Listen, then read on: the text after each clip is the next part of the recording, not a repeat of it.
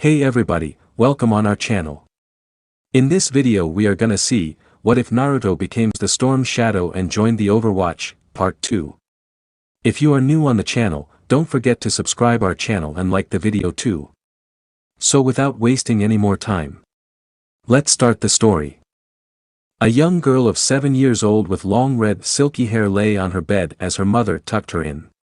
The woman smiled at her daughter as she brought up a book to her lap. "Mommy?" The girl spoke up as made herself comfortable. "Yes, my little one.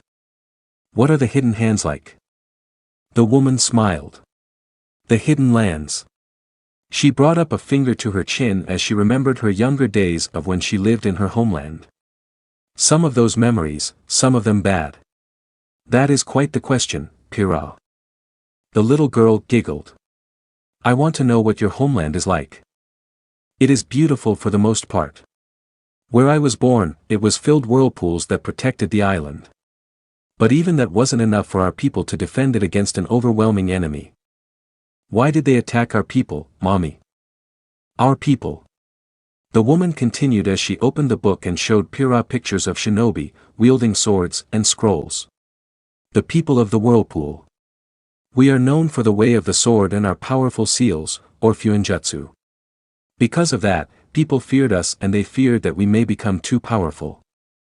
But we didn't anything wrong to them." The girl argued. "Indeed." The mother nodded in agreement. "We didn't do anything to them, not a thing. But you have to understand that in the hidden lands, power means everything. Only the strong may prosper in such a treacherous land. I want to be strong like you, Mommy," Pira declared, earning a smile and kisses to her cheeks. "You will." "Mommy?"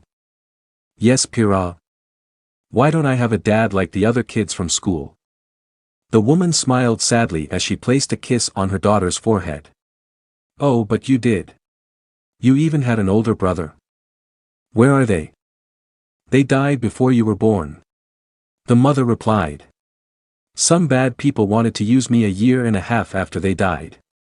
Using your father's blood, they used me for their nefarious goals and impregnated me with you. They used something that would make you be born with green eyes. I don't know what power they wanted you to have, but it doesn't matter. Aside from losing your father and brother, I had no regrets. When I escaped, I learned that your brother died along with your father. But I still had you. Your brother was the cutest little thing. He had these whisker marks on his cheeks, like a fox." The girl giggled. "Would he have been a good older brother?" The woman laughed and poked Pira's little nose. "Oh, I have no doubt. And your father would have been an amazing father to you." Kissing her daughter once more, she wrapped her arms around her and pressed her cheeks up against Pira's. "I love you so much, my little one." "I love you too, Mommy." After saying their goodnights, the woman closed the door behind her and went into her room. Closing that door, she broke down into tears as she, once more, began to remember that horrible night 9 years ago. The night where she had lost her husband and newborn son. But she knew that they were in a better place, and in return she had gained a wonderful daughter. She must be strong, both for her husband and son, and for Pira. That is why she had decided to train her in the way of the sword. Pira Nikos wanted to be like her mother and father. She grew up with her mother telling her of her father's heroic feats, helping people and battling those who would wanted to harm innocent lives. But those tales also taught her a lesson. While Minato's heart was in the right place, it led to the death of not only him, but to the death of an older brother she would never know. Pira then vowed that she would do everything in her power to prevent such a tragedy from befalling another person. Overwatch, Heart of the Shinobi. On the television, footage from the port's security camera reveals Naruto taking down 30 white fang grunts in a matter of seconds. Uzumaki-Shimada Naruto no Issei. Officials are still baffled as to how a single person could have done this to more than 30 people. Witnesses say that he wore black attire and his eyes were a bright red with whirlpool-shaped pupils. Could this be the beginning of some work of anti-crime vigilantism? People are actually glad that he eliminated the white fang grunts, and the port manager does not want to press charges as nothing was stolen or damaged. Even some faunus are happy for what happened and citizens are urging the police to not pursue him as he has, quoted by one citizen, done a great service to the city.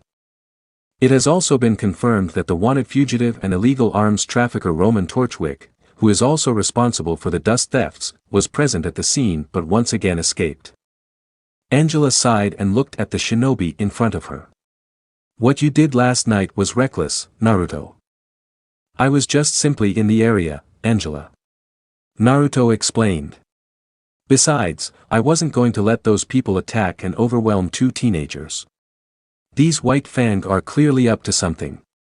Why would they even work with a human to begin with? Winston nodded in agreement. This needs to be investigated. But Naruto wasn't wrong into jumping into the fray, Angela. He did the right thing by aiding those two. More than 30 people are dead, Winston. The Swiss doctor said. They knew what they were getting themselves into the moment they joined a terrorist organization. Genji said in justification. They are known to not show any mercy. Naruto had only done what he was trained to do. I understand your concern, doctor. The redhead said. But this is who I am. The way of the shinobi and the way of the sword is all I know.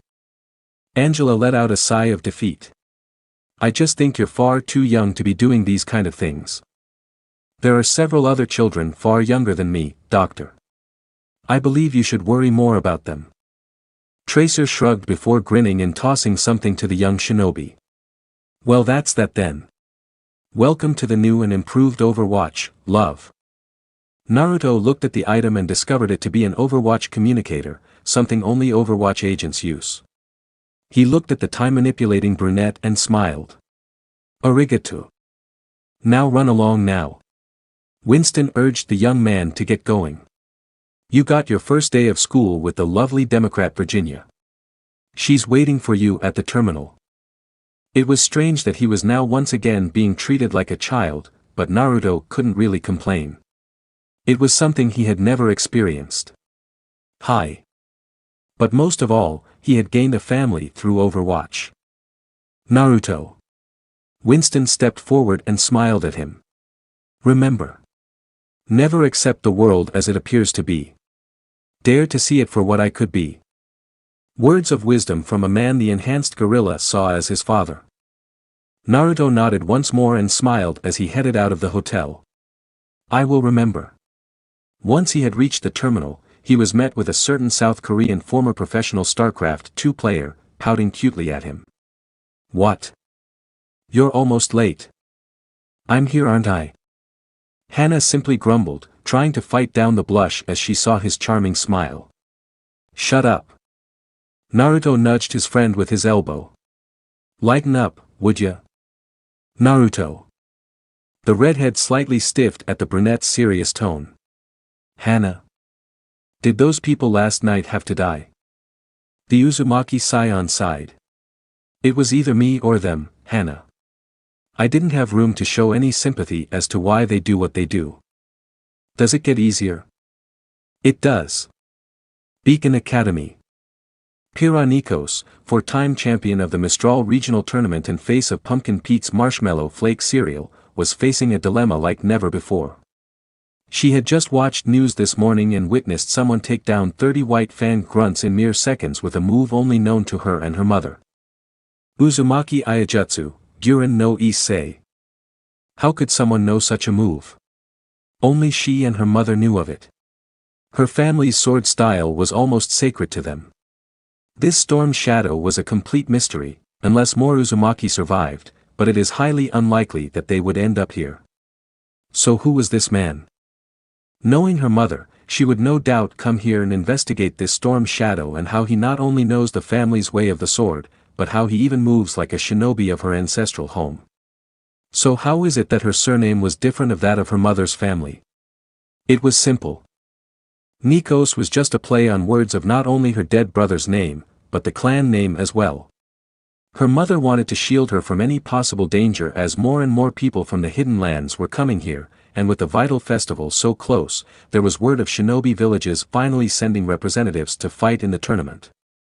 Pira let out a sigh as she rubbed her forehead, this was going to be a massive headache once her mother gets here.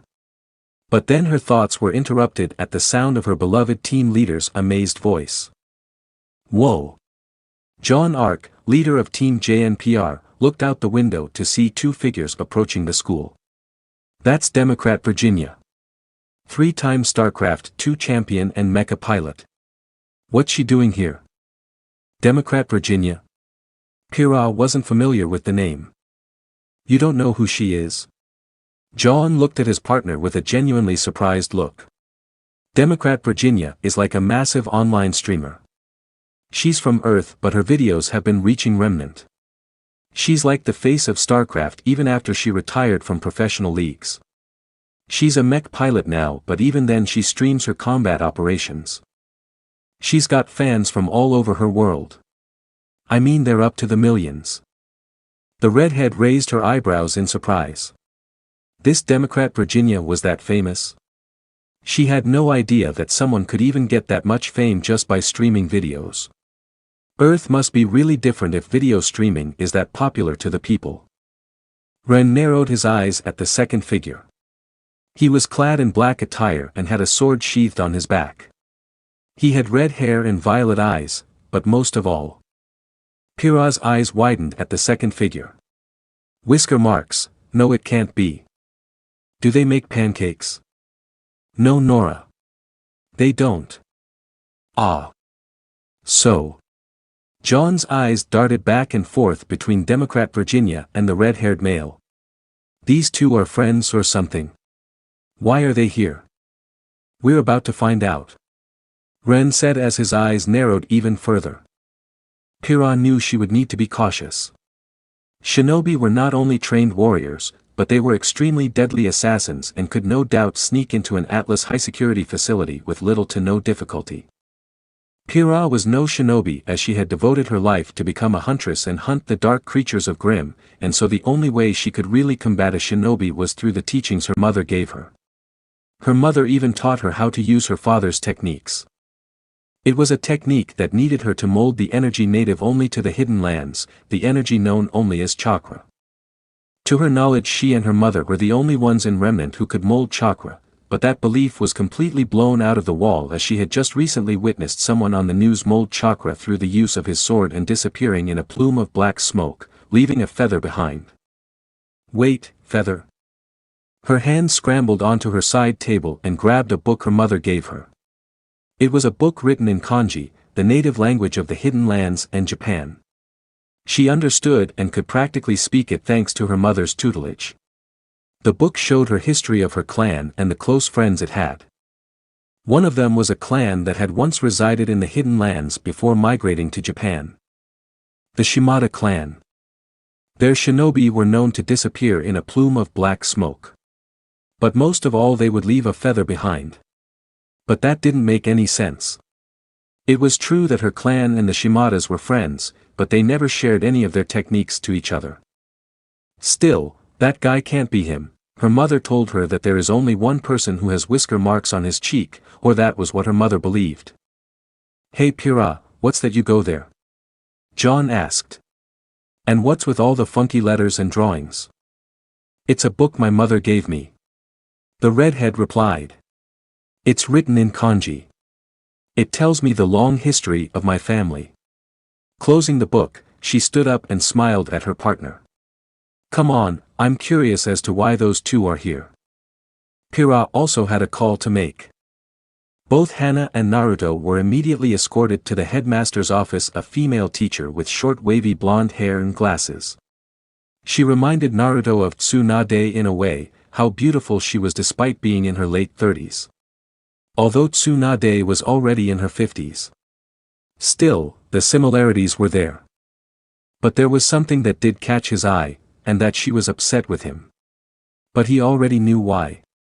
Huntsmen in Remnant were trained to slay Grimm, not people, and killing 30 white fanged grunts in a matter of seconds has no doubt caught the eye of all of Remnant.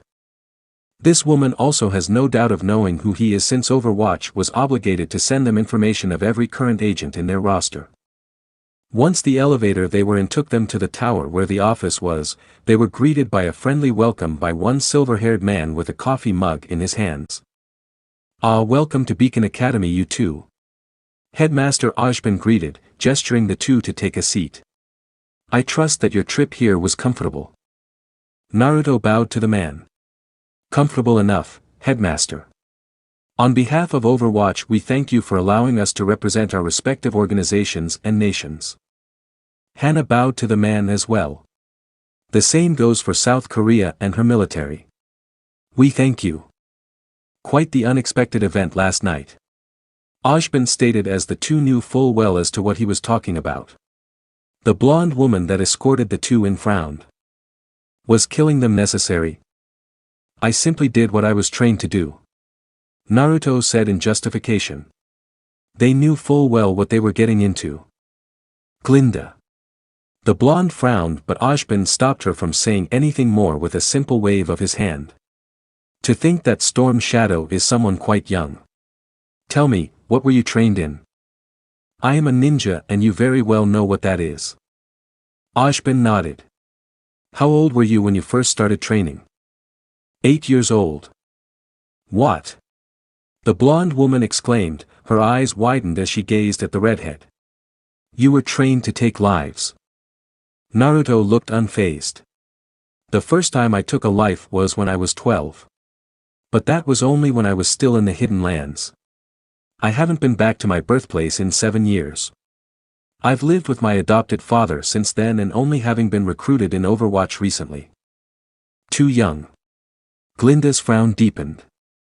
So the Hidden Lands do train child soldiers. Correct. Ojban looked at his colleague and placed a hand on her shoulder. There's nothing we can do about their methods, Glinda. The Hidden Lands are, after all, different from ours. Yes, Ojban. The headmaster nodded before turning to the two. In the meantime, please enjoy your stay. I have no doubt that the two of you will be partners, but you will still undergo the initiation test that all students here went through. Both Naruto and Hana nodded in understanding. Good. You two will begin soon along with a few others that will be arriving shortly. So if you will please follow Miss Goodwitch over here, she will take you two to the launch platforms. Ooh. Sorry. No. Pira shook her head as she had coincidentally bumped into the newcomer. Looking up, she fought down really hard to not go into a shocked state. It's my fault. I wasn't looking. Right in front of her was the very person she wanted to find out about. Tall, red hair, and whiskers on each cheek. The redhead smiled. Are you all right? I'm fine. The redhead looked at her closely. Have we met before? Pira shook her head. I don't think so. I know all the people I met. Ah. The newcomer scratched his head. Sorry, you just, really look like someone I know. Maybe it's just a coincidence. Yeah. The huntress in training then held out her hand. I'm Pira Nikos. Naruto, Shimada Naruto, last name first. Pleasure to meet you. This just has to be a coincidence. Someone sharing the name of her dead brother and using the name of a shinobi clan. It just had to be a coincidence. Well, I gotta go. Got an initiation to go to. Naruto. Democrat Virginia called out to him. Come on. Yeah, I'll be right there, Hana. Waving her one more time, Naruto made his way down the hallway. Nice meeting you, Pira. Yeah. Pira waved back at him, but could not help but think. Who are you? Can you believe it? Yang squealed alongside her younger sister. Teams RWBY and JNPR were once again at the cafeteria. Today they were going to watch the initiations of several new students that had arrived. One of them happened to be the one and only combat streamer Democrat Virginia. Even here in Remnant she had gained popularity for not only being a capable fighter with her mech and pistol, but for being quite the personality. Democrat Virginia is attending school here. I know. Ruby nodded in agreement, earning an annoyed look from her partner. For some reason, she was no longer bothered from last night as she was now witnessing a once-in-a-lifetime opportunity. She was someone who refuses to stay down no matter how hard someone tried. Ugh. Weiss scrunched up her nose. What's so special about this Democrat Virginia Anway? She's like the coolest girl ever. Young exclaimed, earning nods of agreement from her sister and, much to Pira's dismay, John as well. She streams all her combat operations. Her latest one was meeting this cute hottie named Naruto. Pira turned to the blonde. What did you say? Just about her latest stream in meeting this ninja named Naruto. Here. She showed them an image on her scroll. That's Naruto, the one with Democrat Virginia right now. Blake's eyes widened.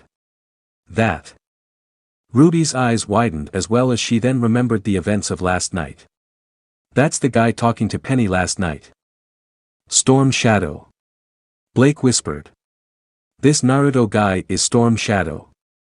Pira's skin became slightly pale as she began to add everything up. His name is Naruto, he's whisker-faced, he looks like her mother. No, it can't be. It just can't. Her eyes were now on the holographic screen as the initiation was about to start. This Naruto person now with his hood and mask on, causing everyone in the cafeteria to gasp as they all knew who he was from watching the news this morning. Storm Shadow is in the academy. Emerald Forest. At the northern end of the forest you will find an ancient temple with relics that you will need to retrieve. Glinda instructed as she addressed the several people in front of her. Naruto was tense as he was not exactly happy about the rest of those going to be in the initiation. He did not expect him to be here. It seems that even he can get here if he wanted to avoid them. Said person he was thinking about looked at him with suspicion before facing forward. The first person you make contact with once you're down there will be your partner. You will meet opposition along your way, so do not hesitate to destroy everything in your path, or you will die. Naruto snorted. Great speech teach, very encouraging. Ignoring his jibe, Glinda continued. You will be monitored as well as watched by the entire city school. They are all curious as to who they will be attending school with for the next 3 years. Cool. Hana placed her hands on her hips and grinned. The relics you will retrieve must be brought back here at the top of the cliff. We will regard that item, as well as your standing, and grade you appropriately. Questions? No. Good. Now, take your positions. All of them dropped down into a stance with Naruto and Hana smiling at each other. They were going to enjoy officially working together. Ready, partner? Naruto simply gave her a thumbs up before being launched into the air by the catapult he was standing on. He wasn't planning on losing sight of his friend Hana, so he immediately grabbed her hand the moment they were in midair. How are we going to land? The mecha pilot asked. Climb onto my back. Now. Hana did so and wrapped her arms around his neck. She had never fallen from this height before. She can't summon her mech, not at this height. So she most definitely had to cling on to him. The wind passing by her face was strong, so she had to close her eyes and nuzzle the back of his neck. She felt a little scared. She was used to ground combat, so falling from the air was not something she was used to. But thankfully she had a partner to rely on. She felt warmth coming from him despite the cold air brushing up against their bodies. The hair on her skin stood straight as they fell towards the forest at high speeds. Opening her eyes just to take a peek, she saw some bright red energy oozing off of her partner's body. Wow! That was all she could say. Being this close while watching him slow them down. Before long she felt a large thud as Naruto gently landed on the ground. You okay? Hana took a deep breath before nodding and getting off of him. What about you? Don't worry about me. The redhead stated as he scanned the area before pointing his finger at a direction. North's that way. I saw a structure in that direction. The forest was absolutely beautiful. Its tall trees with large barks certainly made it feel like they were in some fairy tale.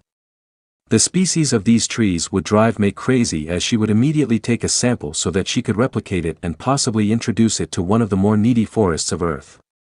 What caught their attention was that the wildlife here was vastly similar to Earth's, down to the ants crawling over the small rocks and branches. Right then, Naruto grabbed a few shurikens from his inner pockets and made sure they were all good.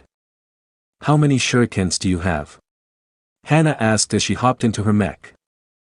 "I have a lot, that's all you need to know," the redhead said as he checked his sword and tanto. Even if he uses his sword most of the time, it wouldn't hurt to have a backup in case of tight situations. "Have you actually ever run out of shurikens?" the mecha pilot asked as the redhead hopped onto her mech and sat on the head. "I mean, I saw a lot of shurikens in the news. I think there were like 100. Naruto actually thought about that for a moment. "You know, I don't really remember ever running out of them." The brunette grumbled. "That's hacks, that just has to be." Whoa. Ruby had stars in her eyes as she examined his combat outfit. "Look at all the gear he's got. I mean, where does he keep all those ninja stars? And that sword? That is definitely made by a master. Looks like he has a lot of pockets in that jacket." Young stated as she actually liked the design of his clothes. She then nodded when she heard DVA's words. "And yeah, that guy is the definition of hacks. I mean, come on. Unlimited shurikens.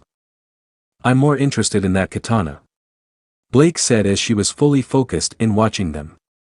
"I've never seen one like that before. It reminded me of Adam's wilt. But this one seems to be more potent judging by the fact that it could deflect and slice bullets. I've never seen anyone do that with a sword before.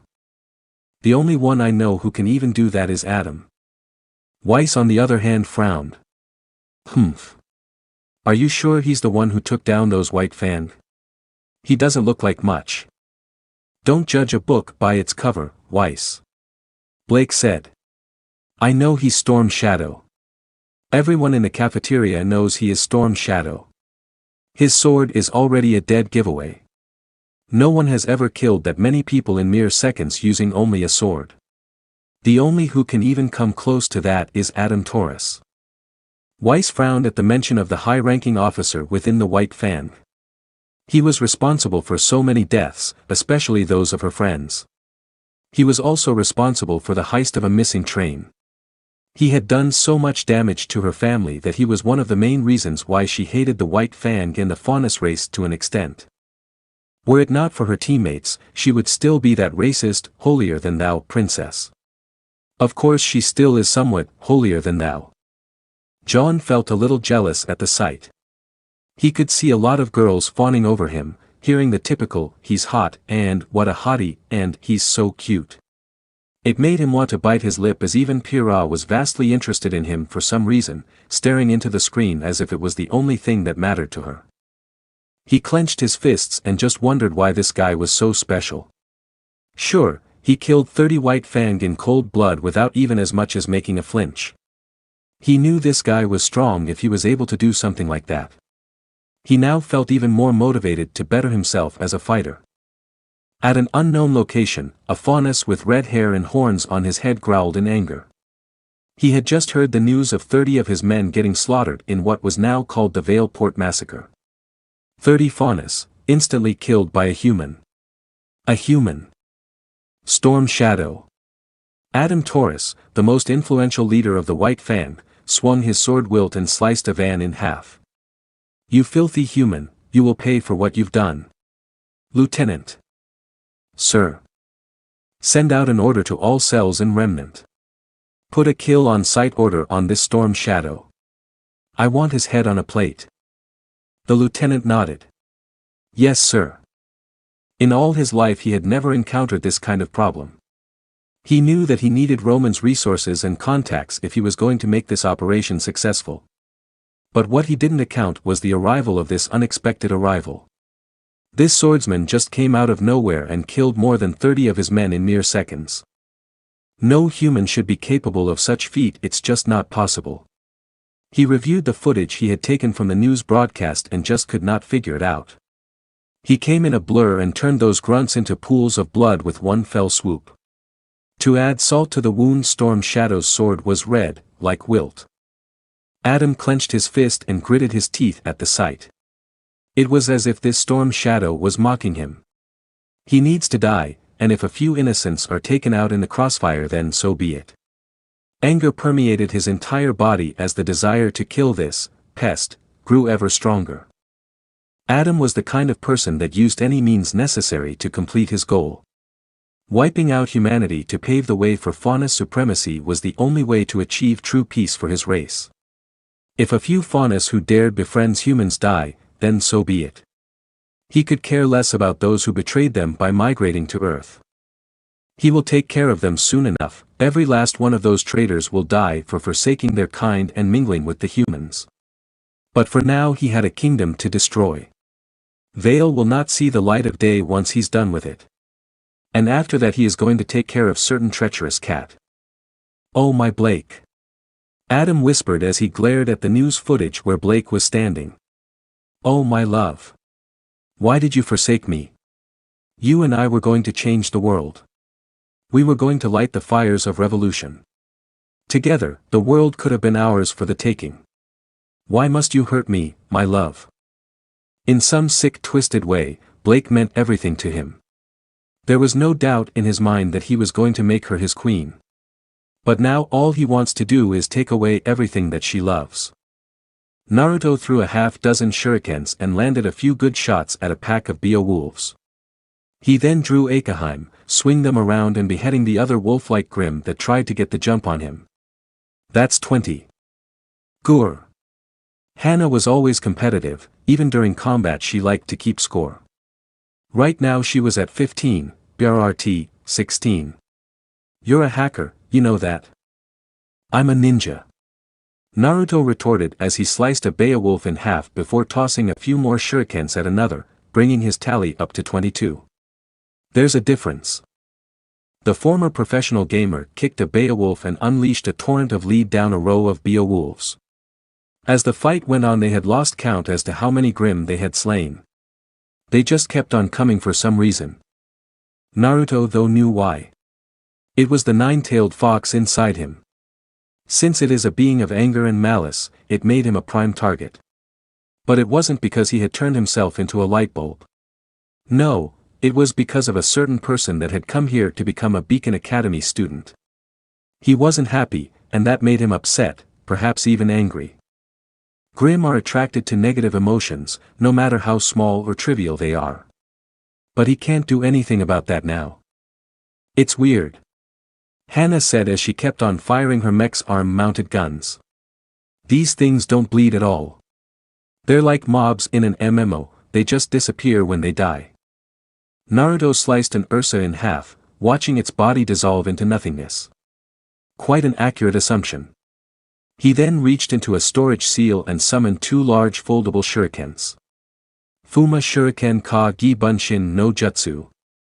Jumping into the air, he threw them. And at that moment they turned into thousands of large Fuma shurikens, raining down at the massive packs of Grimm before him and decimating the entire field where they once stood. In a matter of seconds the ground became littered with the lifeless dissolving bodies of Grimm. Hannah let out a whine as she saw this. That's not fair. All jaws dropped at what they had just witnessed. Naruto just showed them that he was able to create shurikens out of nothing. Was this his semblance? That. Pira stared at Image. He knows the shadow clone technique and its variations. What? Blake turned to the warrior. What are you talking about? Shadow clone, like mine? No. The redhead shook her head. The one I'm talking about is only used in the Hidden Lands, where my mother is from. All eyes widened at her words. Pira's mother is from. No way. Weiss whispered in shock. But it also explained how Pira was so powerful. This only confirms it. The J of Team JNPR continued. Naruto was born in the Hidden Lands. It's the only way how he was able to learn such an advanced technique. I can't even create that many yet. He must have a massive reserve of chakra to even create that many. The Hidden Lands. Weiss frowned. That barbaric place. Weiss. Blake looked at the white-haired Schnee heiress. That barbaric place is known for creating the fiercest of fighters. Shinobi are trained to kill. They practically turned it into an art. You can see it in his eyes, he's already experienced. Pira nodded in agreement. I should know this since my mother is one, and I am in a sense, but I'm more huntress than Kunoichi. At least my mother taught me what I needed to know. Weiss folded her arms. As much as she hated to admit it, they were right. No one else can make it rain shurikens, even on a good day. But what made her envious was that he was far more proficient with a blade, a skill that she had trained her whole life. But when she sees Naruto fight, she could tell that he has trained since he was far younger than her. A Schnee was always known to be haughty and arrogant, a flaw that she too has inherited. It irked her that there was someone far better than her. But that was the reality she has to face. No matter how much one had honed their skills, there will always be someone out there who was better. This guy is hardcore. Yang muttered. Shinobi are trained to use all kinds of weapons. Pira said. They will even fight with their bare hands if they have to. Unlike a huntsman that relies on their weapons, Shinobi are weapons. Weapons to them are simply optional. Weapons simply give them more versatility. Fighting without weapons? RWBY shuddered at the thought. To her that was simply impossible, as a huntsman needs a weapon if they are to combat Grimm. She can't imagine herself fighting without her beloved Crescent Rose, it was just not possible. Once the battle was over, the two then made their way north. The two were silent as the Uzumaki scion was deep in thought. This battle had simply made him remember what had transpired last night in his mindscape. Flashback. Minato grunted as he was thrown to the ground, clutching his stomach in pain. In truth, he had expected this sort of reaction should they finally meet. But it still didn't make it any less painful. You know damn well that you deserve more than that. Naruto whispered as tears welled in his eyes. Naruto. Shut up. The younger shinobi barked, glaring at the blonde in anger. 12 years. 12 years I was alone. For 12 bloody years I had no one to truly turn to. Every single day I would see children, smiling and laughing with their parents. I got none of that. You want to know why? You're right. Minato whispered as guilt overtook him. I practically ruined you. But was abandoning Konoha the right way to do things? Hanzo is a far better than you could ever be. The blonde bowed his head. I see, so he took you in. Naruto looked away and sat down on the rock that overlooked the valley. At 12 years old he took me in when he found me at death's doorstep. I battled Sasuke since he betrayed Konoha to Orochimaru for the sake of power. The redhead snickered to himself as he picked up the sculpture he was working on, revealing it to be his mother Kushina. Ironic that I would do the same thing and become a Shimada. I have no regrets, I have nothing to gain by staying with Konoha and putting up with those conceited pricks. Konoha is. It will never be my home. Naruto said, interrupting his father. It never will be. I'm better off working with my uncle Genji at Overwatch. I can do more good there, serving the people instead of serving a bunch of old self-righteous assholes who think the village is the center of the world. That village the Konoha you think it is, and I doubt it ever will be. Your precious village scorned your son because your naivety thought it would think of me as a hero. While I do understand why, it still does not justify what you did to me. Your mother never wanted this for you. Minato whispered. She's not here. Minato clenched his fists at the blunt and painful truth. I couldn't just let the village your mother and I grew up in be destroyed. I could not just let all those people die. I know that, I truly do. But you put your family second. I cannot in good conscience forgive you for that. I doubt I ever will. Looking at the man's depressed expression as he bowed his head, Naruto let out a sigh. I want to hate you, but I just can't find it in myself to do so. I've put my past to rest a long time ago, and my loyalties have changed to a higher cause. I have no love for you nor do I have any love for Konoha, but I hold no hate for either. I have a far better life with my father Hanzo, and with Overwatch.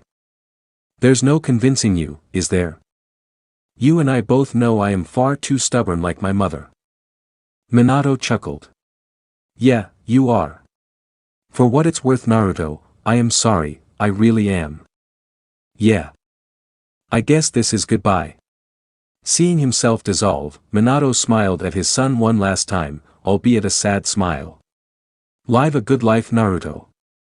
Know that no matter what you choose in life, I will always love you. Naruto nodded but did not look as the man who sired him disappeared. He closed his eyes and let a few tears run down his face. Before long, he was pulled into the waking world. End flashback.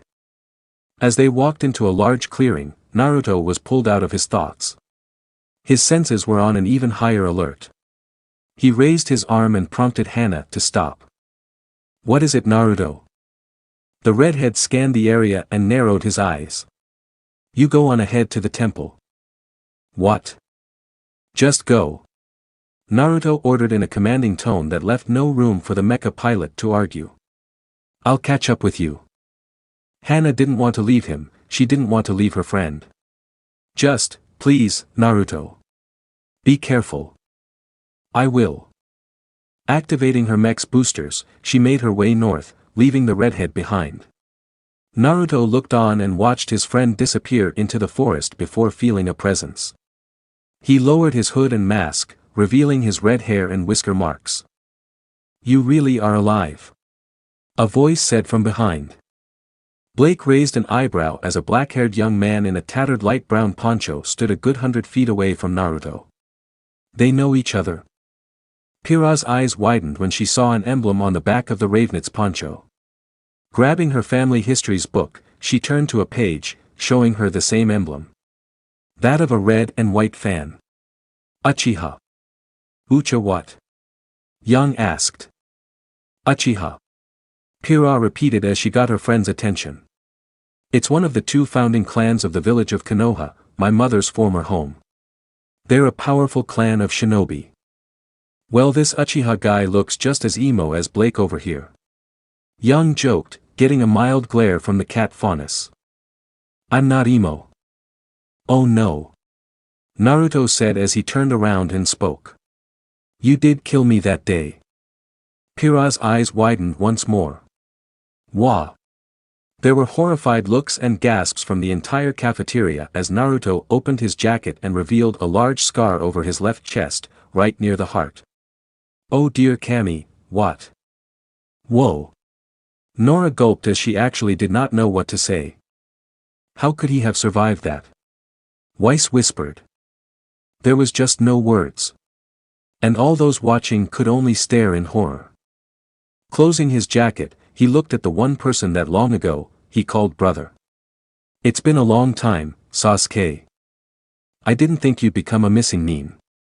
Sasuke quipped. Didn't think you had it in you. I mean, you even changed your looks. The redhead shrugged. So what brings you all the way to Remnant? I have my reasons. Naruto grunted as he felt the breeze touch his skin, lightly flicking his bangs. You know, you were right. Konoha was holding us back. I had nothing there. Can you believe it, the very man I idolized and sealed the QB in me is my very own father. Sasuke's eyes widened. Yan Daimei. Namikaze Minato. Pira dropped the book as her eyes turned into dinner plates, nearly looking catatonic with her skin paling. No. Pira. John went to his partner's side. Pira, what's wrong? Minato. Pira whispered, repeating the name. He's my father. Young widened her eyes as well. Oh my god. Blake stared at the redhead. That means. Naruto is your brother. Her older brother is alive. Naruto placed his hands in his pockets and shrugged. I've laid my past to rest a long time ago though. Better to be at peace with yourself than be consumed by rage, becoming blind with anger for no apparent reason. But you did have the right to be angry. The Uzumaki scion nodded. Oh, I do. I have no love for that man, not anymore. But if I stay angry then I won't be able to move forward. Sifu Zenyatta taught me that. So I decided to leave Konoha and go with my adoptive father, traveling all around Earth, honing my skills with the sword. I'm not that idiot that once you thought I am. Yes, you did kill me that day, but it was also on that same day that I was reborn. You're lucky you know. What do you mean? You at least got to have parents. I never even had the fortune of having a mother. Oh Kami, why? Pira began to cry. Her mother will be devastated about this. He was alive this entire time and had no one. Hey. John placed an arm around his red-haired partner. Pira, come on. Give her a moment, John. Ren instructed. I don't think she's taking this well. But I do remember your mother. Naruto continued as Sasuke listened. I remembered the days she would let me into the house when your father was busy. She would let me play with you and sometimes invite me to lunch. Uchiha Mikoto was a good woman. I maybe could have looked at her as a mother. But you never got to. Sasuke whispered as he remembered the massacre. But either way we became brothers. Brothers who in the end had nothing in that village. Until you stabbed me in the chest, that is. That, Sasuke had the decency to look sheepish. That was a spur of the moment, for both of us. Naruto snorted as he looked at the sky and watched birds flutter away. Yeah. So what happens now? The Uchiha scion asked. The Uzumaki scion shrugged. You tell me. We still have a score to settle, yet no. It was clear that neither side was going to back down as their hands were now clutching the hilts of their respective swords. Naruto with his sword Akaheim, and Sasuke with the sword of Kusanagi. Pira frantically shook her head as she was now on the brink of panic. Uchiha Mikoto was her mother's best friend. No, no, no, no, no, no, no, no, no, why must you two fight?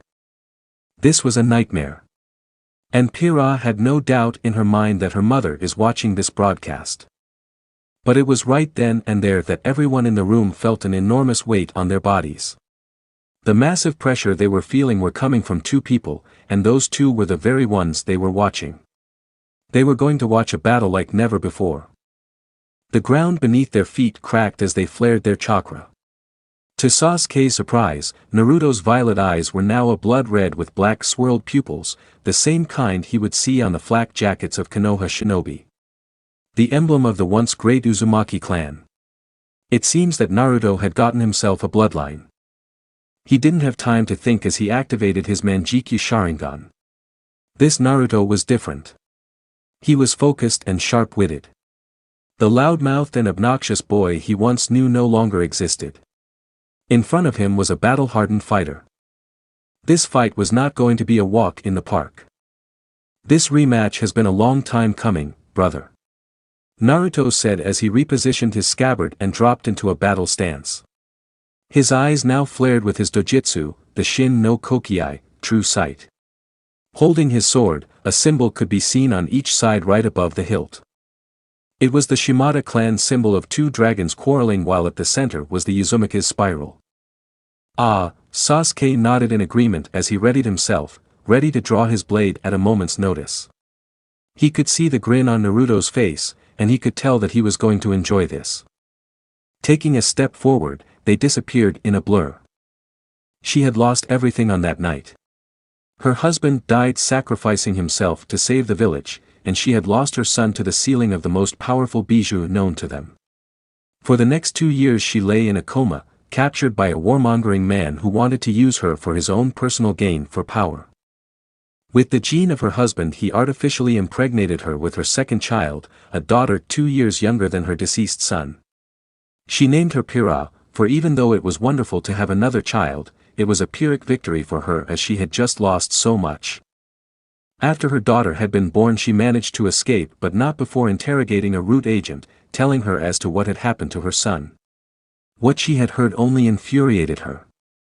The demon child died alongside your weak and pathetic Hokage of a husband. Soon Danzo-sama will be Hokage and bring Konoha back to greatness. She didn't need to hear any more of his drabble, so she beheaded him with a sword. Sneaking into her home without anyone noticing, she packed everything she needed to take in a storage scroll and left the hidden lands for good, boarding a boat straight for Mistral, never to return. Finding a home in a land she had no idea about and taking on a different surname to hide from prying eyes, she started out as an unknown huntress, putting food on the table so that she and her daughter Pira could eat. She knew that this world can be just as unforgiving, so she had to bring Pira up in the Uzumaki way of the sword. They were the last of their once great and powerful clan, and so they have to live on.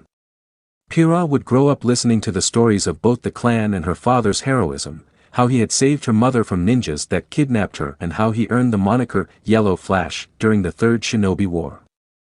Her mother's days as a huntress was short-lived as she had retired and instead started a ramen shop chain, making the best noodle dish in all of Remnant.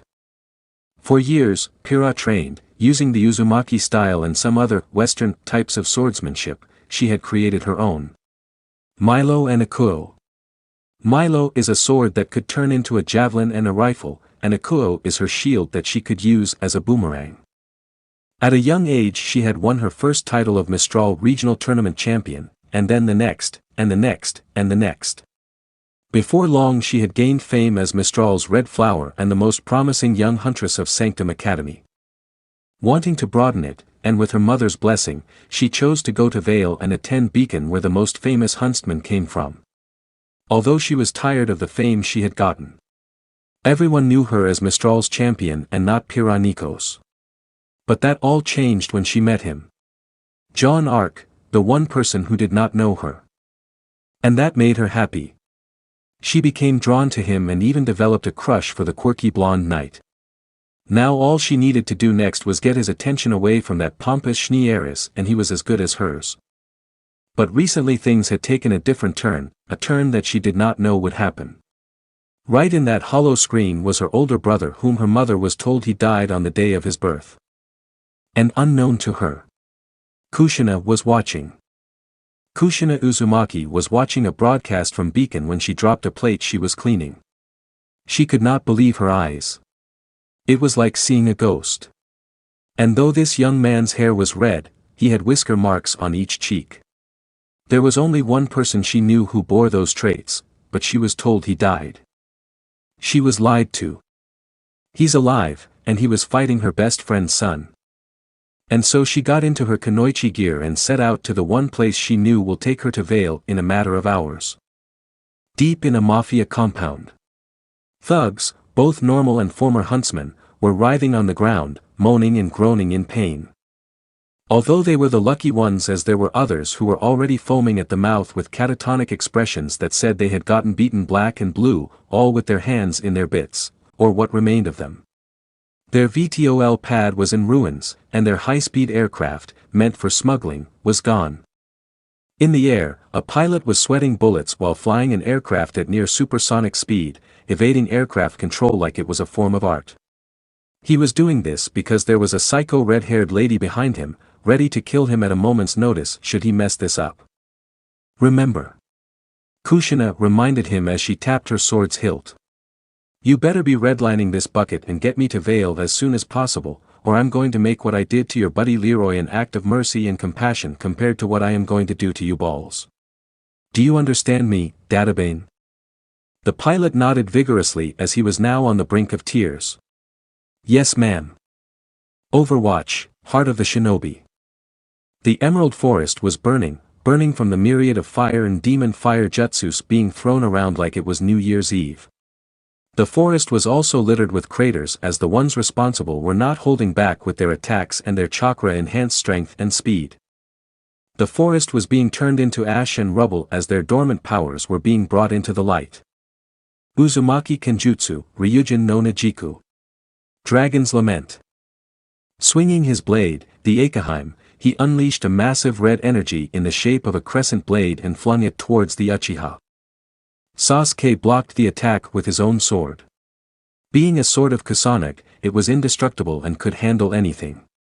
But Naruto's sword, it was no doubt crafted by a master while also being imbued by the nine-tailed fox's demonic energy. Grunting, he swung his blade and redirected the attack towards a cliff in the distance. You've really gotten strong. Yeah. Naruto said as he landed back down the ground, grinning like he was having the time of his life. You're no slouch either. Humph. The raven-haired shinobi grunted once again. I never slouched, not like you. That old me is dead, remember? Naruto taunted as he drew his tanto in a reversed grip with his left hand, going into a dual-wielding stance while flaring his dojutsu. You killed him. Speeding forward, their blades clashed with sparks flying everywhere.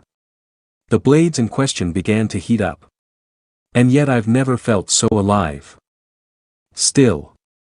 Sasuke whispered as he grinned back. It's just like old times, huh? But this time, I'm better. Don't hold your breath. Swing their swords, they brought it down once more and made contact, unleashing a force that decimated the surrounding area with their chakra. This was a no-holds-barred grudge match, and there was no that could possibly interfere without risking their life. As their swords clashed, they were then pushed back a good 100 meters away. Seeing this, they formed hand signs and unleashed two incredibly powerful and destructive jutsus. Katan, Oni Goka Kametsu. Great Demon Fire Devastation, Naruto shouted as he spewed a massive wave of blue fire out of his mouth. Katan, Goka Mekyaku. Great Fire Annihilation, Sasuke matched this by using a technique used by his ancestor Madara, spitting out an equally large wave of fire. And it seems that neither fire refused to back down as the flames spread to all directions, further burning down more trees, wildlife, and Grimm in their wake. Nothing was safe from the great flames. It was true that Naruto's uncle Genji was far more skilled as a shinobi and will wipe the floor with him, but in terms of raw untamed power, Naruto takes the cake. But right now these two were just throwing their jutsus at each other, trying to show the other who was best. A childish fight with catastrophic consequences. At this rate, the Emerald Forest will be turned into the Emerald Crater, or perhaps there won't be anything left to give it a name. So many explosions. So much fire. Nora whispered as he was now in some sort of daze with Ren supporting her so that she won't lose her balance. It's beautiful. No one was in the cafeteria anymore. They were all outside watching the battle unfold before their very eyes. The entire sky over Vale was now covered in smog as the Emerald Forest burned. Those who were doing their initiation, including Democrat Virginia, were immediately evacuated as soon as the fire was spotted. They had never seen such raw power be unleashed before. Even the teachers and faculty, including Ojben, were completely horrified at what they were witnessing. Democrat Virginia had nothing to say as she watched, disbelief on her face as she was seeing the real Naruto. But at the same time she was worried. This. Glinda whispered as she tried to find her voice. We need to stop this. How do we do that? Port asked. We have never encountered something like this before. We all knew how powerful the warriors of the Hidden Land were, but to see it in person.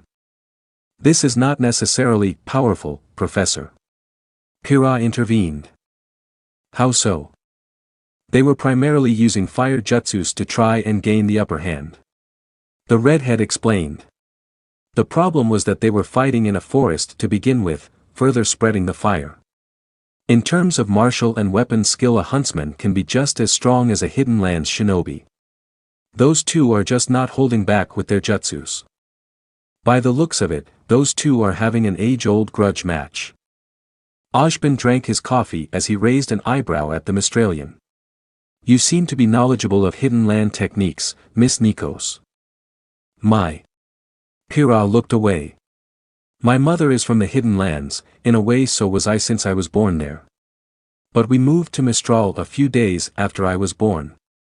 Mom told me everything about the Hidden Lands, she even taught me a few jutsu so that I could become the huntress I am today. One of these techniques is chakra-enhanced strength and speed, further improving my whole body with the energy. I can break boulders if I want to, the same thing that those two are doing out there. I see. This is just. I refuse to believe this. Weiss whispered as she watched the battle. She just could not believe there were people this powerful. It was just logically sound.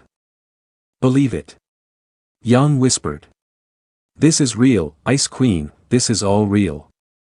It's all burning. RWBY whispered. Why are they doing this? It's an age-old tale. Pira declared, garnering the attention of everyone around her. I just realized it now. My mother used to tell me the tales of a time when the Hidden Lands were in a period called the Warring States era. Various small nations would hire Nina clans, whom at the time were still mercenaries. Two of the most powerful ones were the Uchiha and Senju. Uchiha. John whispered the name. Like that Sasuke guy? Pira nodded, albeit sadly. Uchiha Sasuke is the youngest son of my mother's best friend, Mikoto. My mother is his godmother just as Mikoto is Naruto's godmother. As for the clans, the Senju are cousins to the Uzumaki, and they have battled the Uchiha for countless generations during that era. Talk about a really small universe. Yang muttered. That means. Glinda's eyes widened. Naruto is your older brother. Pira nodded as people around her gasped. My mother was told that he died. I guess that was a lie since they wanted to use him. The Hidden Lands are, after all, a place where power-hungry men are created. This is. Weiss trembled at the display of power. There were no words that could be said. This needs to stop. Glinda stepped forward but was stopped by a hand on her shoulder. No, you will not. All eyes turned to see Shimada Hanzo, standing before them. You will do no such thing. This is something my son and his sworn brother must overcome. Your. Pira widened her eyes. You're Hanzo, scion of the Shimada clan. And you. The archer stared at Pira as he saw the resemblance. You have her face. Aayawiawa. Mei screamed as she watched a quarter of a beautiful forest near the academy being burned and turned into rubble. She turned around and glared at Genji. What is your nephew doing? Genji. Angela tugged the cyborg ninja's arm. What is going on? Why is your nephew acting like this all of a sudden? Vale was now the site of a spectacle as all of Remnant was now bearing witness to a massive battle between two young individuals. Naruto and Sasuke were sworn brothers. Since they were younger, they were the best of friends despite having had many quarrels. Then why are they fighting? It is a curse that they must overcome. The cyber ninja replied. I have never told you where Naruto got the scar on his chest, did I? Angela widened her eyes in horror. You mean, that Sasuke boy did that to him? Why? Lena Oxton, aka Tracer, exclaimed. Why would he do that? It is just like the tale of the dragons of the North and South Wind. Genji explained. In his quest for power, the dragon of the South Wind struck down his brother. But in the end left only bitterness and sorrow in his heart. I can see it in the eyes of Sasuke, he relieved to know that Naruto is alive, but he also knew that this battle is a long time coming. This is the way of the shinobi, it has been many centuries. That doesn't make it any less right.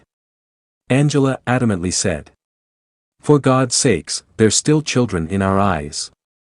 This is what my older brother and I are attempting to overcome. It is also something my nephew and his sworn brother must overcome as well. All we can do is wait. Winston looked up and heard the sound of thunder coming from the skies. He nodded and smiled as this meant good news. Looks like rain is coming. Oh, thank God. May let out a sigh of relief before turning to glare at the battle. I will have a word with Naruto and his friend after all of this is over. Angela nodded. I think I might just join you on that. She then turned to glare at Reinhardt, knowing what he was about to say. And you will not encourage this kind of behavior. But those two are just being young, that's all. Not another word. While the doctor and the warrior argued, Winston approached the cyborg with a concerned look. The tale of the dragons. It's like what happened between you and your brother. Hi. Genji nodded in confirmation. It seems that the tale loves to repeat itself over and over again. Is there really nothing we can for those boys? Lena asked as she was genuinely concerned like that of an older sister. This is an obstacle they must overcome on their own. As much as I wish there was another way, Genji is correct. Master. Genji bowed to the Omnic monk. Hello Zenyatta. Lena smiled at the monk and mimicked Genji. I was with some Faunus officials when I heard the news. Zenyatta said as he entered the hotel lobby. It seems that our little storm has yet another trial to face. Lena folded her arms and looked out the window to where the smoke was and saw that the gates of heaven had opened up, letting massive amounts of rain to fall down onto the ground below. It was at that moment that the fires were finally being calmed, preventing further damage from spreading to the beautiful forest. As the fires died down, the two stared at each other in a small standoff. Their blades, hot and smoldering from the amount of attacks and fire, drawn as they each dropped into a stance, ready to counter and strike at any moment. They just stood there, letting the rain come down on them on full force. Their breathing calmed as the blood washed off of their bodies and face. Their clothes were slightly tattered from all the lacerations they had taken from the constant barrage of attacks. That act you had back when we're in Konoha. What? Sasuke narrowed his eyes at the redhead. Back when we're still in Konoha, you acted all stupid and kept on doing pranks, you just wanted attention, didn't you? Naruto chuckled bitterly as Sasuke finally saw through it. Spitting a few blood out of his mouth, he nodded. Yeah, you could say I was an attention whore. I mean, watched you get fawned all over by the girls in our class while I got nothing. In a way, I hated you for that. I had nothing while you got all the crap you wanted. Everything changed after your clan was massacred. You changed into that conceited self-righteous brat while I turned into a child desperate for recognition. You weren't the only one affected from the loss of your whole clan. Sasuke looked downcast at the redhead's truthful words. I had no idea. The Uzumaki snorted. No, you didn't. But there's no turning back now, we need to finish what we started 7 years ago. The curse that has this hold on us needs to be dispelled, or we can never be truly free. Sasuke nodded as he raised his sword. In a split second both combatants stepped forward before disappearing in a blur. Flurries of shuriken were flung towards both sides, some of them missing their target while others lightly cut through their clothing and skin. Feeling a blade cut his skin, Naruto swung his sword in an upward arc that was parried by the Kusanagi blade. A ringing sound echoed through the air as folded steel collided several times. Both of them were skilled in the art of the sword, and both of them knew that this was also another way of communication. For hours they had battled, but none of them knew for how long it has lasted. All they cared about was the battle at hand. Shouts were made, arms flailed, blades swung and clashed, and legs moved as they danced the dance of death. This is where they felt they truly belonged. No one to hold them back, no one to tell them how they should use their power, just them and their swords. Why didn't you just act normal, then? Sasuke asked as he parried another sword strike. Why act all dumb? You damn well know why. Naruto said as he thrusted his blade forward, causing Sasuke to take a leap back. He then swung his left hand forward and launched a flurry of shurikens at his rival. The village would never want that demon child to become strong. The raven-haired Uchiha deflected the shurikens. I didn't think you had it that bad. Of course you didn't. The redhead roared as he leaped forward and brought his blade down. Sasuke leaped to his left and dodged the attack as it sliced through a rock like it was butter. It was always, me, myself, and I, with you. You were the one who got all the attention, yet you just brushed it all off like it didn't matter. It was clear now that Naruto was finally letting it all out, something he never got to do even when he was with his father these past 7 years. The reason why was because he couldn't just take it out on someone who didn't hurt him, he needed to target the source, or one of them, and Sasuke was the prime target. All this pent up and anger, pain, frustration, bitterness, they were finally coming out. Letting out another angry roar, he lifted the rock up into the air with Churka enhanced strength and kicked it towards the Uchiha. All my life. Naruto whispered. All my life I wanted recognition. You got it all on a silver platter. Yet that still wasn't enough for you. There he was, Naruto without that damn mask of stupidity. All the insults, all the hate, all the physical and verbal abuses, the beatings.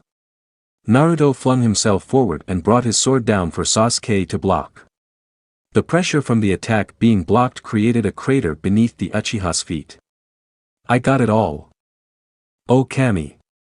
Pira dropped to her knees as the broadcast of the battle was being shown on the scrolls. Why? Hey. RWBY tried to comfort her fellow redhead. It's okay. No it's not. Pira snapped. I got all the love from my mother while he got the complete opposite. Hana knelt down beside her friend's long-lost sister and rubbed her back. I did not think he had it that bad. When I met him he was such a nice person. I now wonder how he has managed to stay sane all this time. Blake just stood there. Naruto was a human and yet he suffered the same way her kind had suffered for generations. But he was no ordinary human as from what they heard and watched, Naruto had some sort of demonic entity sealed inside him. With that much power it was no wonder the people of his former home treated him as such. And then there was Sasuke, a boy who lost his whole family and begun a quest for power to exact revenge. This all had the makings of a beautiful novel for her to read. But sadly, this all happened to these two. Pira now felt guilty. She had gotten everything that her older brother never had. How can she possibly face him? She already began to imagine him lashing out on her because of all the terrible things he had gone through. But can she blame him if he did? I know what you're thinking. Hana said as she had Pira look at her. He will never do something like that. But I. Hey. The mecha pilot poked her on the head. Naruto is far too good of person to hurt his family. Trust me. I may not have known him a long time but you should see how he treats everyone in Overwatch. You have nothing to worry about. Pira looked on again before doing something no one expected. She ran towards the cliff and stepped on the catapult, flinging her towards the emerald forest. Pira no. What are you doing? Hana took this moment to summon her mech and follow after her. Go after them. Ojban ordered Glinda, Port, and Oblek.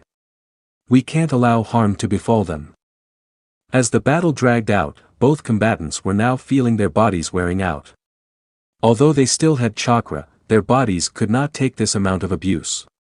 Naruto's wounds weren't healing fast enough despite being empowered by the QB, if he flared more of the QB's chakra then it would do more harm than good. And if he went into QB mode his entire body would no doubt shut down. He was just far too tired. The land around them was now a desolate wasteland full of nothing but devastation. There was absolutely no life in sight, not even Grimm dared come near them. All around them, smoke rose from where the fires once were, and all around them were the charred remains of trees and the ashy bones of wild animals. It was a sad sight filled with pain from the two combatants that had been going all out for the past few hours. Up in the sky the sun had set and remnants broken moon had already risen. The sky was beautiful, its stars and the light of the moon were up there but the rain clouds had yet to dissipate.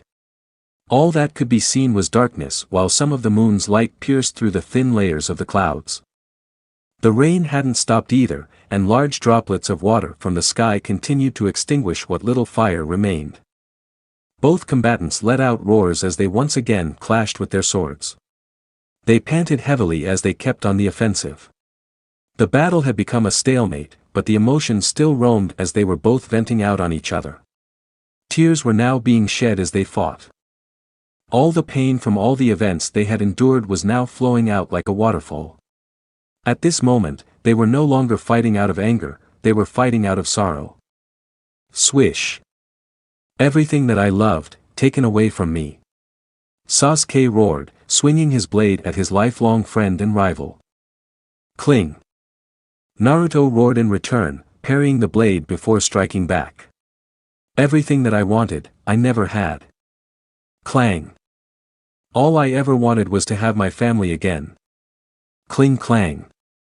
All I ever wanted was a family. Clang clang cling. I wanted to be happy again. Ding. I never knew what happiness was like. The last strike was once again parried, pushing both swordsmen back a few meters. Their eyes, dojutsu still active, gazed at each other with bright determination. You're good. Sasuke said with heavy breathing. You've gotten really strong since we last saw each other. Naruto chuckled. You too, Sasuke.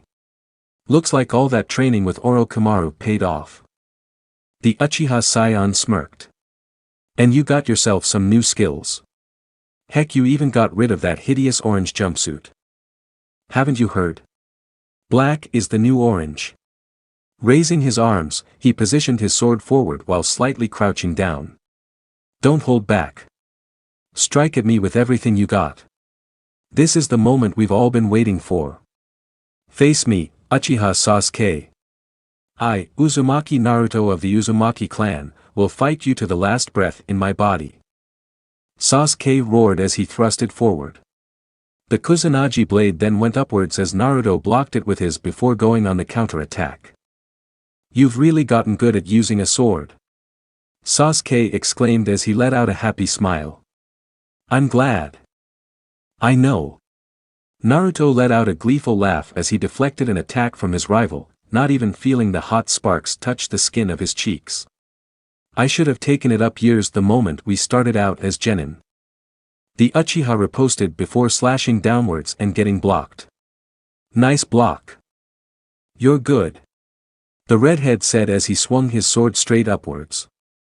I knew you would be. If I didn't know any better, Sasuke began as he deflected another. I could have mistaken you for one of the 7 swordsmen of the mist. You're really good. Naruto laughed. Coming from an Uchiha, I am honored you think so. As they lost themselves in a battle daze, Pira Nikos stood there with a horrified expression. Why are they happy? Why are they laughing? With every strike, they laughed. With every block, they smiled. They had completely lost it as they just ignored the wounds inflicted upon them. To them there was no one else as sparks flew from the clashing of these beautiful swords. It was right then and there that they had finally lost their minds. They saw no one else as the battle-crazed fighters within them had surfaced. This was the curse that they were talking about, the desire to simply fight and shed blood to their heart's desires. The curse of hatred. It had not only infected Sasuke but had also infected Naruto as well. Stop. Pira whispered as she slowly stepped forward with tears in her eyes. But no one heard her as her brother's sword clashed with the sword of Kusanagi. Please stop. Naruto roared as he parried one final attack before they were both thrown back a few dozen meters. This was it, the final moment.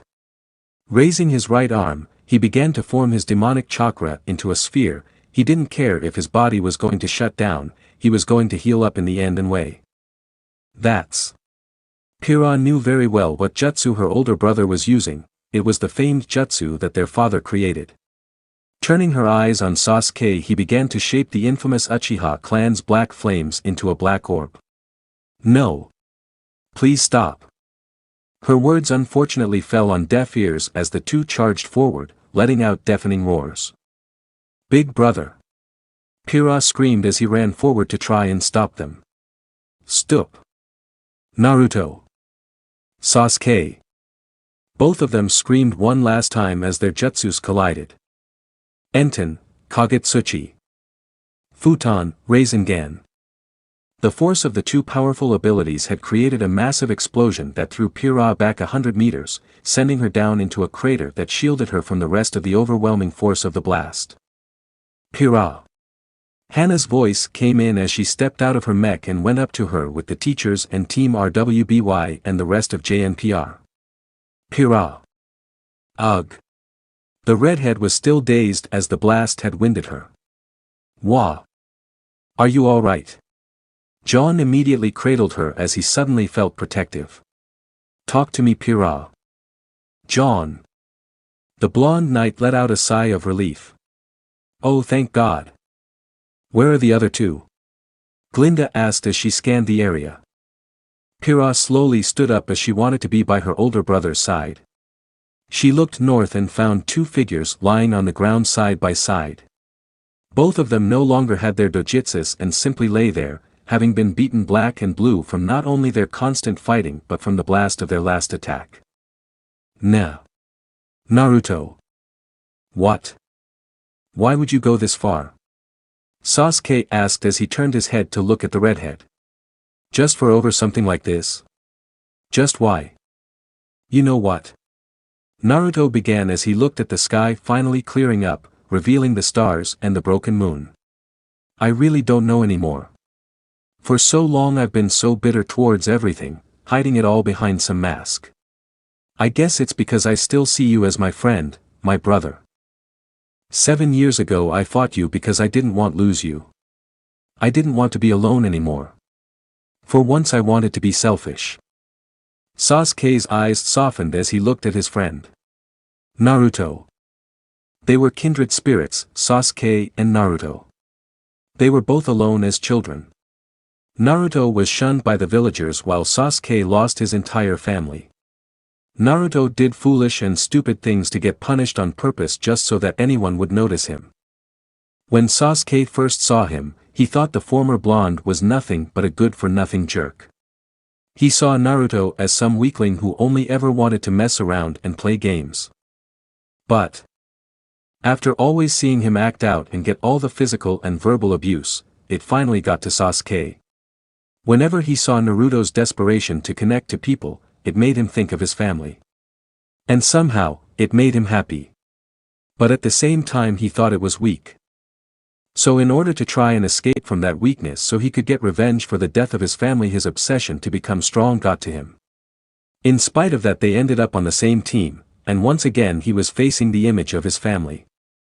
Going along with missions, with Naruto spouting off about wanting to become Hokage, and him wanting to be strong alongside him, it made Sasuke want to fight him in the future. It was at that moment they became sworn brothers. It was through Naruto that Sasuke saw his family once again. That's why whenever he would see Naruto suffer, he began to realize that they shared the same pain. When Sasuke began to understand that pain, he began to see Naruto as his first real friend. Naruto was always jealous of him, but in truth it was the other way around. Sasuke was actually jealous of Naruto. Because Naruto had a strength that Sasuke did not have. He always walked in front of him, just like his older brother did when they were younger. Today was no different. Nah, Sasuke. What now? You finally did, didn't you? Huh? You finally avenged your clan. You finally killed your older brother Itachi. Sasuke was silent for a moment before nodding. Yeah. I did. What did it feel like? Naruto asked. Getting revenge, I mean. Empty, Sasuke replied. I couldn't feel a damn thing. It didn't bring them back, all that for nothing. Can't win them all, I guess. Yeah. You know. Naruto chuckled as he felt a little pain on his chest. I kind of feel a lot better now, finally letting it all out and just. I know what you mean. Sasuke said as he smiled. Feels like a weight just came off my shoulders. I don't even feel mad anymore, do you? Naruto shook his head. No. I don't. Looks like all we needed was a good old-fashioned beatdown. I wouldn't recommend it for others though. Sasuke laughed before coughing in pain. Yeah, I wouldn't either. But today's fight was definitely my loss. The redhead snorted and grinned. I'll be damned, an Uchiha actually admitting defeat. Never thought I'd see the day. The raven-haired shinobi shrugged. There's a first time for everything. Naruto turned to his friend with a smile and shed a tear. You're still an asshole though, duck butt. Sasuke did the same as he smiled with a tear running down his left cheek. Like you're any different, Uzumaki. All the two knew next was blackness as the people came for them. But Naruto heard two words before finally losing consciousness. Big brother. Naruto and Sasuke lay there in the middle of the desolate quarter of the Emerald Forest. They lay there and lost consciousness with smiles on their faces. The former's lower right arm was missing while the latter no longer had his lower left arm. All that was there instead was their blood pouring out and connecting themselves. Their curse had finally lifted. My family tells of an ancient legend about two great dragon brothers.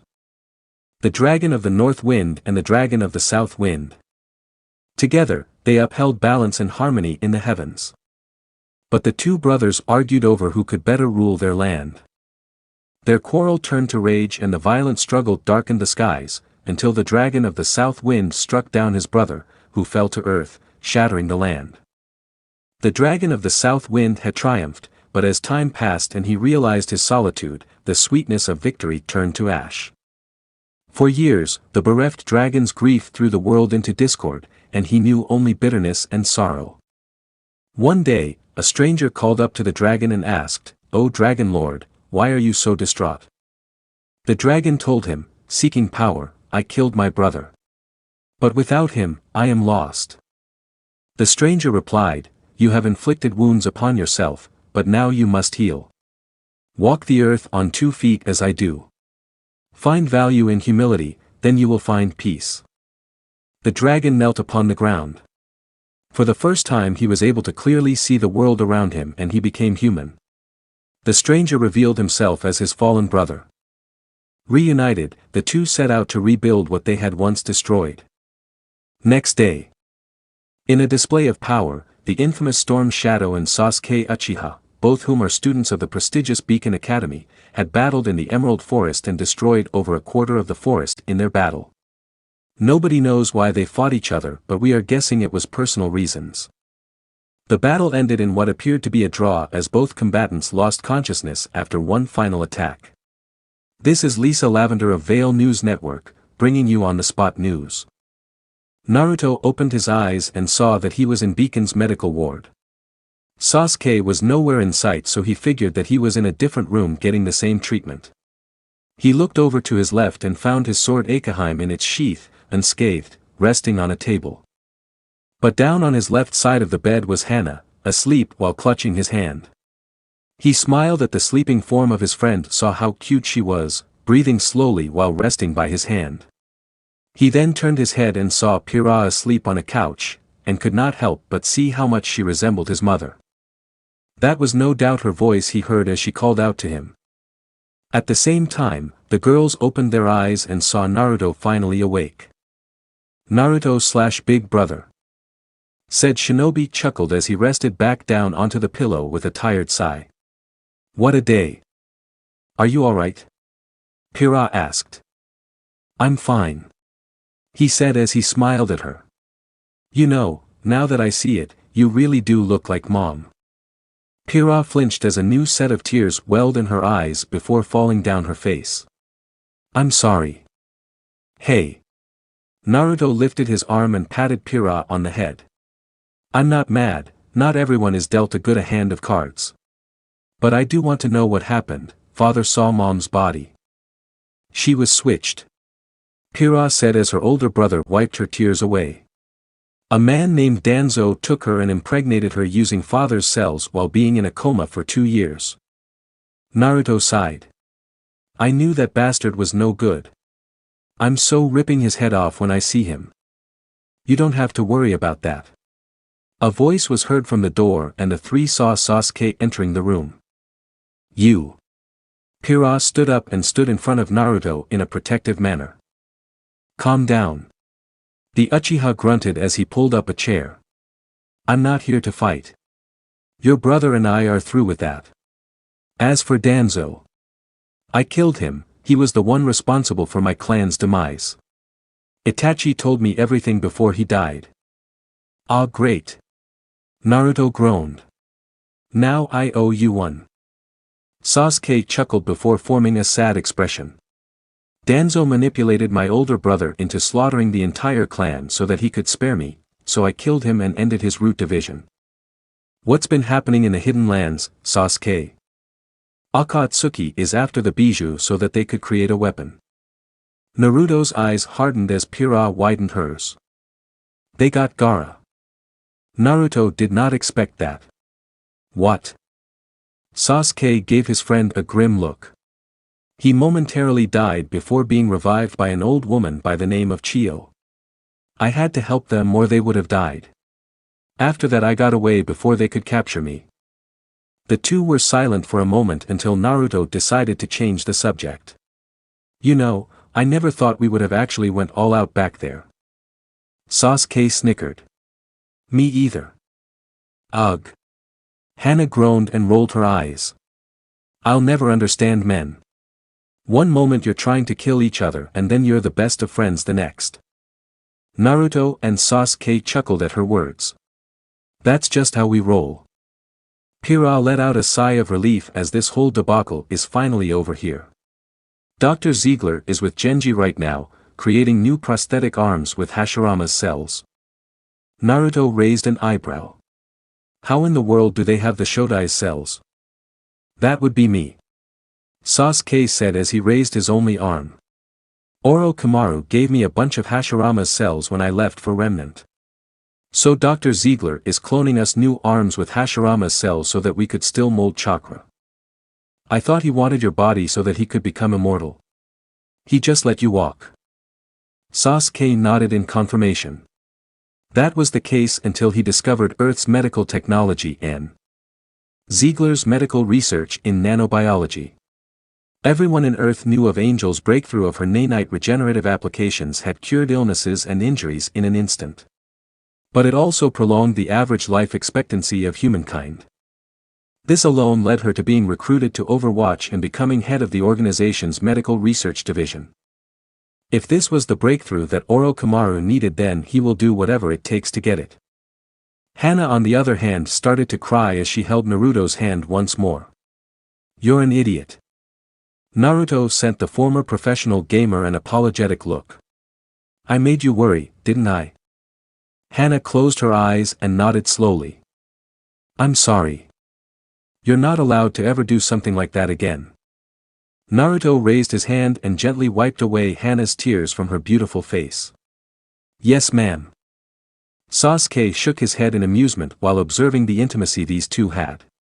Although they weren't together, he could already see the attraction between them. Where is he? Where is my baby? Pira heard the voice and could only groan. Oh no. Naruto froze and looked at his younger sister. Is that who I think it is? The younger sibling could only nod. You know. I really want to be emotional that I am finally reuniting with my mother, but I am just way too tired right now, and I just want to go back to sleep. Pira gave her older brother a deadpan stare. I'm surprised she actually didn't come here sooner. My baby. Kushina Uzumaki came bursting through door and did nothing but throw herself at the injured redhead and pulling him into a bone-cracking hug. All that was heard next was Naruto's painful cries of agony. End chapter. So this part ends here. If you want to see next part of this series, like the video now, and share the story with your friends. Bye bye.